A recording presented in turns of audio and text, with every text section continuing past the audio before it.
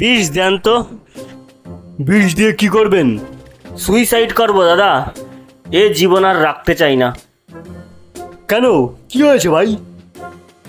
কিছু কিছু জিনিস কাউকে বোঝানো যায় না। মানে ঠিক বুঝলাম না, কি হয়েছে? আরে আজ সকালে আমি গরুর দুধ দোয়াচ্ছিলাম, হঠাৎ করে গরুটা বাঁ পা দিয়ে লাথি মারলো। আমি বাধ্য হয়ে বাঁশের সাথে বাঁ পাটা বেঁধে রাখলাম। এরপর গরুটা ডান পা দিয়ে লাথি মারা শুরু করলো।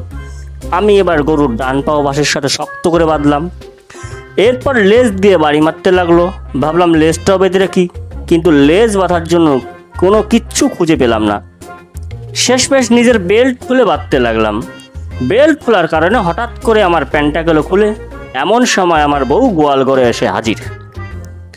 এবার তুমি বলো আমি বউকে কি বোঝাবো? বউ তো আমাকে ছেড়ে বাপের বাড়ি চলে গেছে, তাহলে আমি আর এ জীবন রেখে কি করব? কত টাকার বিষ দেবো ভাই?